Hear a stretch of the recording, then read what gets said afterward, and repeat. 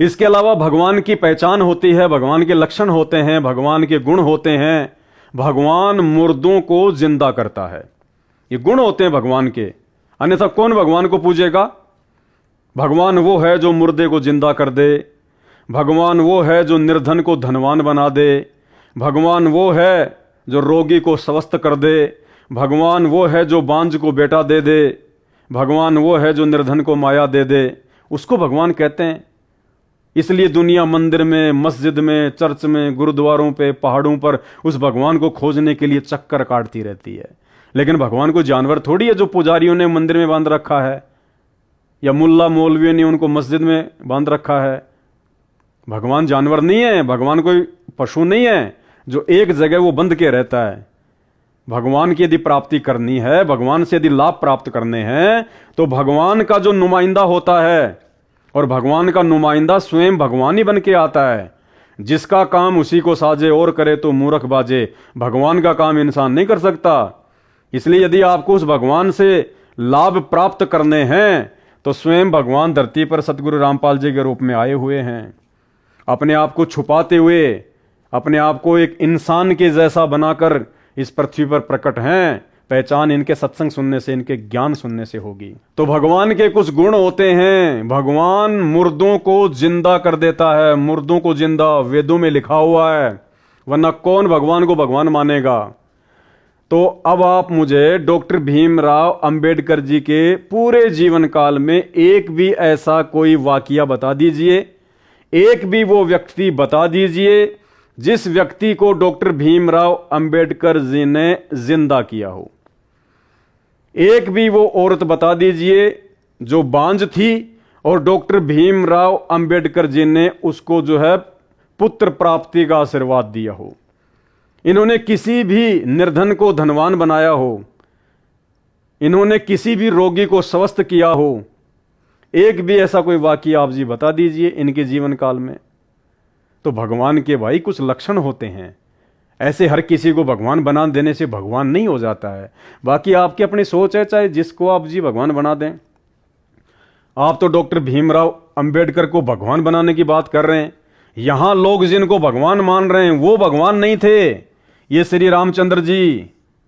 दुनिया इनको भगवान मान के पूज रही है, राम मान के पूज रही है, जबकि राम तो मात्र इनके शरीर का नाम था, इनकी पहचान थी। जैसे मेरा नाम है पवन दास, ये मेरी पहचान है। मैं कोई हनुमान जी का पिता थोड़ी बन गया, क्योंकि हनुमान जी के पिता का नाम था पवन, उनको पवन सुत कहा जाता है। तो मेरा नाम पवन होने मात्र से मैं हनुमान जी का पिता थोड़ी कहलाऊंगा। तो ठीक इसी प्रकार श्री राम इनके शरीर का नाम था, इनकी पहचान थी। दुनिया जिनको राम समझती है, भगवान समझती है, ये भी मुर्दों को जिंदा नहीं कर पाए। जब इनको वनवास हुआ उसके 2 घंटे बाद ही इनके पूज्य पिताजी राजा दशरथ जी का महल की छत से नीचे गिरने के कारण गर्दन टूटने से अकाल मृत्यु हुई।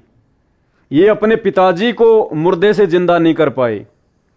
जब राम रावण युद्ध हो रहा था, मेघनाथ ने लक्ष्मण को शक्ति बाण मार दिया, लक्ष्मण मूर्छित हो गया। वर्तमान की मेडिकल भाषा में कहते हैं वो कोमा में चला गया। ये रामचंद्र जी बैठे बैठे रो रहे थे, आंसू निकाल रहे थे। ये अपने भाई लक्ष्मण को जीवित नहीं कर पाए। वो तो मरा भी नहीं था, खाली मूर्छित था, बेहोश था। ये अपने भाई की बेहोशी भी नहीं तोड़ पाए। उसके लिए भी द्रोणागिरी पहाड़ से हनुमान जी के द्वारा संजीवनी बूटी मंगवाई गई। तो भाई जब ये ही भगवान नहीं थे तो डॉक्टर भीमराव अंबेडकर कहां से भगवान हो जाएंगे। ये महात्मा बुद्ध जिनको आप जी भगवान मान के पूजते हैं, इन्होंने अपनी जिंदगी में कभी किसी मुर्दे को जिंदा किया हो तो बता दीजिएगा। इसके अलावा हजरत मोहम्मद जी, इन्होंने यदि अपनी जिंदगी में किसी मुर्दे को जिंदा किया हो तो बता दीजिए। एक समय इन्होंने एक बकरे को काट के वापस जीवित किया, एक समय इन्होंने एक गाय को काटकर वापस जो है वो जीवित किया, लेकिन वो हजरत मोहम्मद जी ने नहीं किया। मुसलमान भाइयों को ये गलतफहमी है, आपको अभी उस कुरान का वास्तविक ज्ञान नहीं है। आज जब आप सतगुरु रामपाल जी परमेश्वर जी के मुख कमल से सृष्टि रचना सुनेंगे और हज़रत मोहम्मद के ऊपर संत रामपाल जी ने जितने भी सत्संग किए हैं, जब आप यूट्यूब पर जाकर वो सत्संग सुनेंगे, हज़रत मोहम्मद वर्सेज संत रामपाल जी, तब आपको पता चलेगा कि जिस समय हज़रत मोहम्मद जी ने एक बकरे को काटा और जीवित किया, एक गाय को काटा और जीवित किया, और समाज में इनकी वाहवाही हो गई, वो काम इन्होंने नहीं किया था। इनके रूप में इनकी महिमा को जो है वो बनाए रखने के लिए, ताकि लोगों में आस्था जो है धर्म के प्रति, भक्ति के प्रति बनी रहे, लोग नास्तिक ना हो, इसलिए वो कबीर भगवान, वो कबीर परमात्मा जो आज संत रामपाल जी के रूप में आए हुए हैं, वो सूक्ष्म रूप में हजरत मोहम्मद जी के पास में प्रकट हुए और उन्होंने अपनी शब्द शक्ति से गाय को और उस बकरे को मुर्दे से जीवित किया। ये वास्तविक ज्ञान है, आपके किसी मुल्ला मौलवी के पास नहीं मिलेगा। अल्लाहू अकबर के पास है ये ज्ञान। अल्लाहू अकबर स्वयं संत रामपाल जी धरती पे आए हुए हैं। यूट्यूब पर जाकर उनके सत्संग सुनने का प्रयास करें। तो दुनिया जिनको भगवान मानती है, उन्होंने कभी किसी मुर्दे को जिंदा नहीं किया। महात्मा जो बुद्ध है, उन्होंने कभी किसी मुर्दे को जिंदा नहीं किया। हजरत मोहम्मद ने कभी किसी मुर्दे को जिंदा नहीं किया। ये भाई साहब हजरत ईसा, जिनको ईसा मसीह के नाम से जाना जाता है, इन्होंने कभी किसी मुर्दे को जिंदा नहीं किया। इनकी तो बड़ी बेरहमी से अकाल मौत हुई थी, और इनके मरने के बाद में जो जिंदा हुआ था इन्हीं के रूप में, जो 40 दिन तक रहा, इन्हीं का रूप बनाकर ईसाई समाज की गलतफहमी है कि वो ईसा मसीह था। अगर इतने बड़े चमत्कारी थे, इतने बड़े सर्वशक्तिमान थे, तो ऐसी दुर्गति से इनकी मौत ही ना होती। वो उसी समय चमत्कार दिखा देते। भक्ति को बनाए रखने के लिए, क्योंकि ये काल, ये शैतान चाहता है कि धरती से भक्ति और भगवान के प्रति लोगों की आस्था को समाप्त कर दूं, इसलिए उसने ईसा मसीह को ऐसी दर्दनाक मौत दी। मात्र 30 साल की उम्र में, 30 या 32 साल तक ये जीवित रहे थे। अकाल मृत्यु हुई इनकी। इनको लटका दिया गया था, इनके हाथों में, इनकी छाती में, इनके पैरों में कीलें ठोक दी गई थी। ये तड़प तड़प के मरे थे। अगर वो परमपिता परमात्मा अल्लाहू अकबर, वो कबीर देव भगवान जो आज वर्तमान में सतगुरु रामपाल जी के रूप में धरती पर प्रकट है, यदि उस समय वो परमात्मा ईसा मसीह का रूप बना के यदि जीवित ना होता, 40 दिन तक यदि वो चमत्कार ना करता, तो आज का ईसाई समाज जो अपने आप को कहता है कि हमारा धर्म दुनिया में 1 नंबर पे है, आपका धर्म वर्तमान में दुनिया में दिखाई भी नहीं देता। अगर वो परमात्मा ईसा मसीह का रूप बना के अगर चमत्कार ना करता, तो लोगों की भक्ति और भगवान से आस्था हट जाती, ये सोचकर कि क्या रखा है भक्ति में, जिसको हम लोग उस परमेश्वर का बेटा कहते हैं। जब परमेश्वर के बेटे की ऐसी दुर्गति से मौत हुई, तो परमेश्वर हमें क्या बचाएगा जो अपने पुत्र को नहीं बचा पाया। इसलिए भक्ति को बनाए रखने के लिए काल के षड्यंत्र से आप और हम आत्माओं को वर्तमान समय तक भक्ति से जोड़े रखने के लिए, क्योंकि वर्तमान में तो भगवान ने आना ही आना था, शास्त्रों में लिखा हुआ है, कबीर सागर में पहले से लिखा हुआ है, जब आवेगा 5505 तब ये वचन मेरा होगा साचा।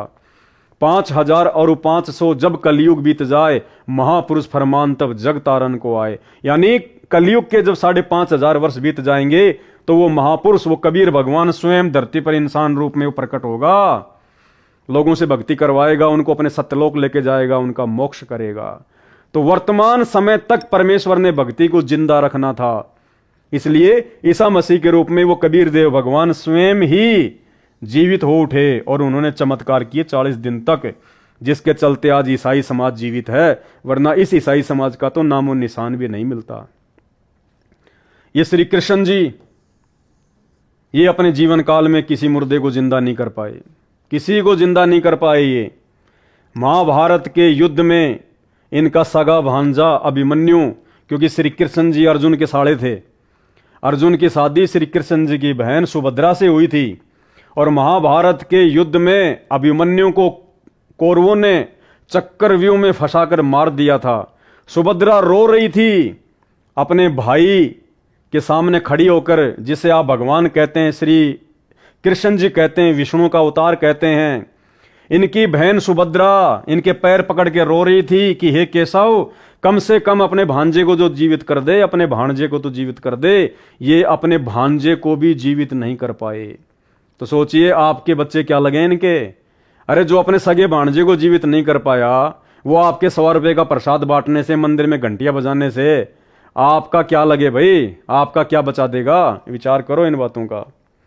तो भाई और बहनों, जब ये भगवान नहीं हो पाए, संपूर्ण भगवान नहीं हो पाए, पूर्ण भगवान नहीं हो पाए, ये भगवान की आत्मा ही थी ये सारी, ये ऊपर के लोकों से आई थी और इन्होंने आम व्यक्तियों से हटकर थोड़े बहुत कोई अच्छे जो कर्म थे वो इन्होंने किए, जिसके चलते आम व्यक्तियों में, आप और हमारे अंदर समाज में जो है इनकी महिमा बन गई और हमने इनको भगवान के रूप में मानना इनको शुरू कर दिया, इनको पूजना शुरू कर दिया।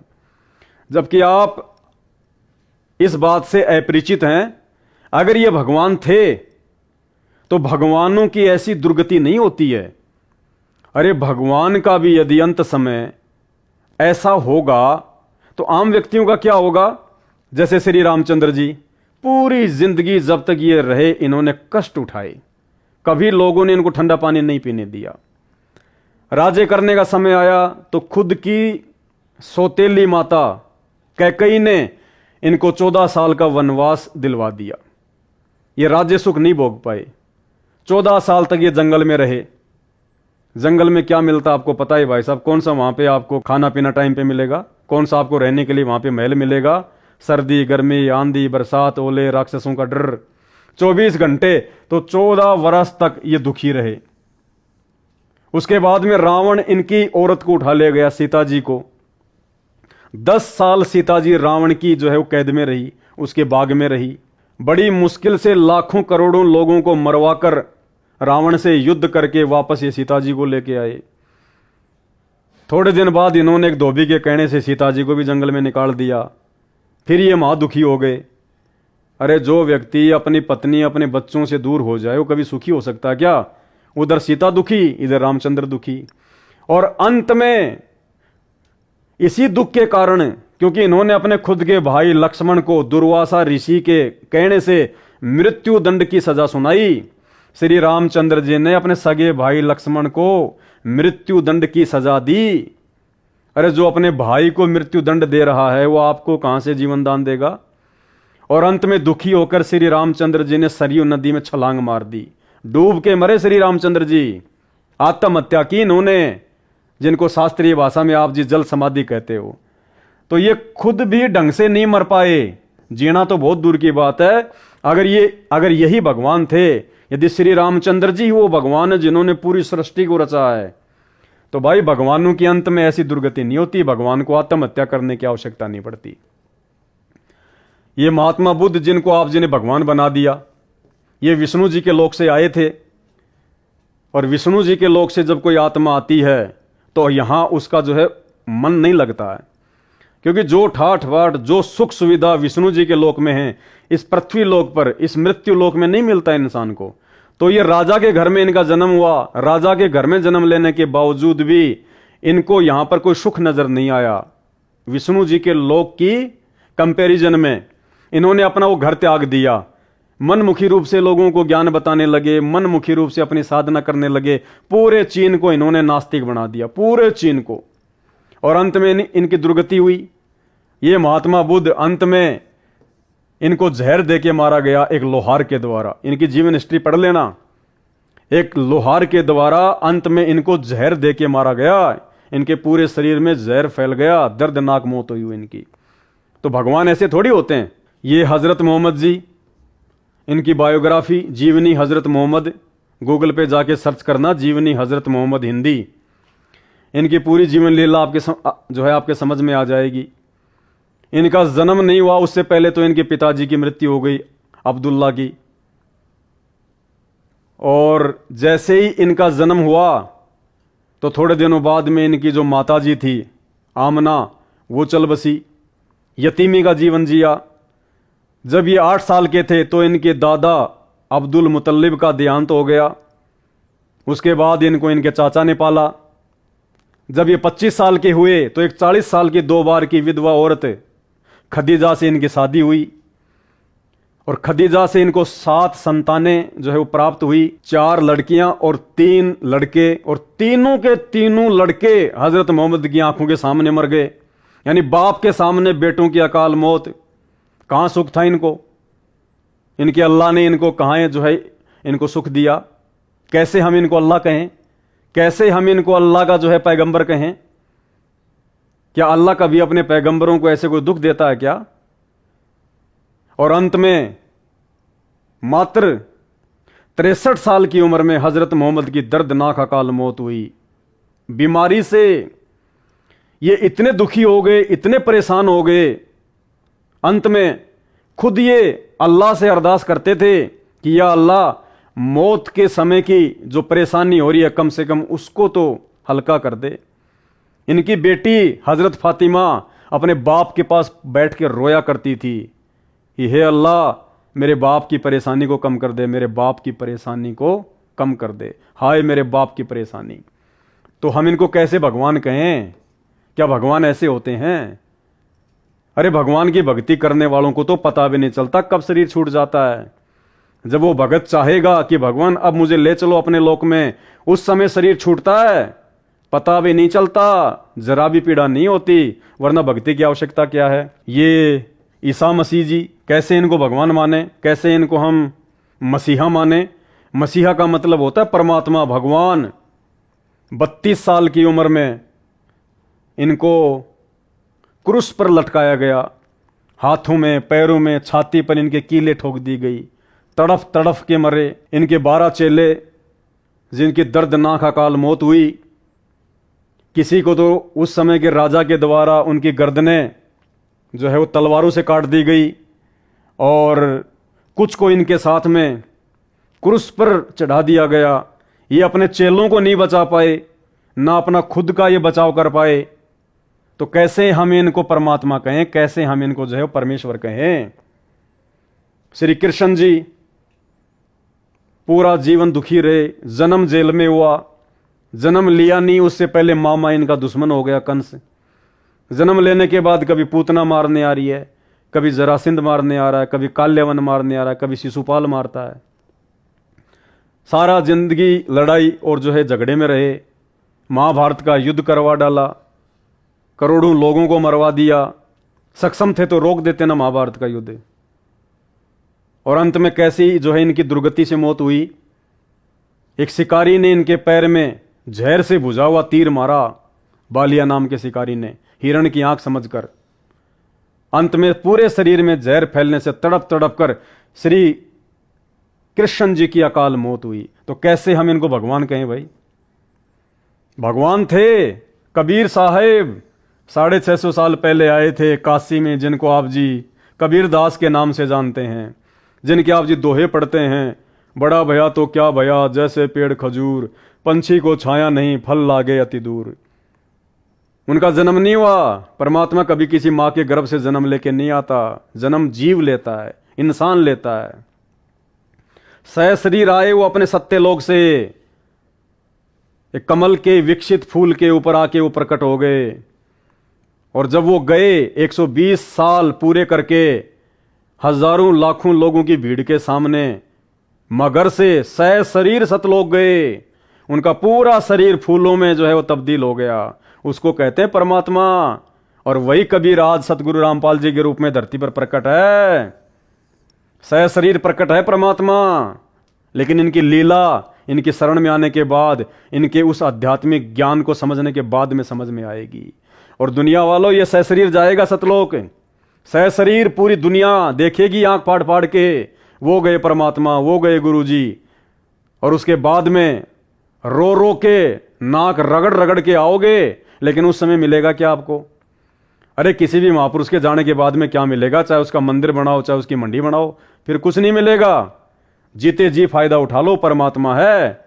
अंत में तो पूरी दुनिया को रोना है फिर। तो पहले आप इनका ज्ञान समझें।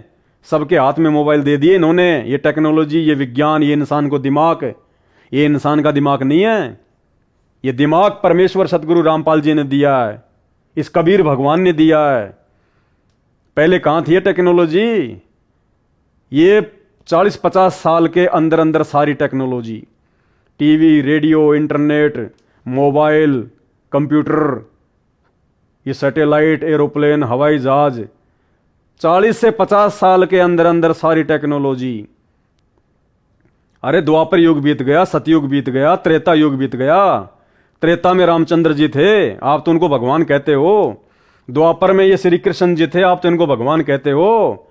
क्या इनको गर्मी नहीं लगती थी? क्या इनको गर्मी नहीं लगती थी? क्या ईसा मसीह को गर्मी नहीं लगती थी? क्या महात्मा बुद्ध को गर्मी नहीं लगती थी? क्या हजरत मोहम्मद को गर्मी नहीं लगती थी? एक पंखा भी नहीं बना पाए, पंखा भी, एक कूलर भी नहीं बना पाए। ये राजा थे, ये भी राजा थे। क्या इनको रोडों की आवश्यकता नहीं थी? क्या इनको गाड़ियों की आवश्यकता नहीं थी? लेकिन छोटी सी एक जीप भी नहीं बना पाए, जीप भी, ढंग की रोड भी नहीं बना पाए। घोड़े जोड़ जोड़ के रथों में चलते थे, उबड़ खाबड़। क्या ये नहीं बना सकते थे रोड? क्या ये गाड़ियां नहीं बना सकते थे? आज के इंसान के पास कुछ ज्यादा दिमाग है? अगर आज के इंसान ने ही ये सारी चीजें बनाई है, तो फिर तो आज का इंसान राम और श्री कृष्ण से ज्यादा बुद्धिमान है। जो चीजें राम और श्री कृष्ण नहीं बना पाए, वो आज के इंसान ने बना दी, तो फिर बुद्धिमान कौन हुआ?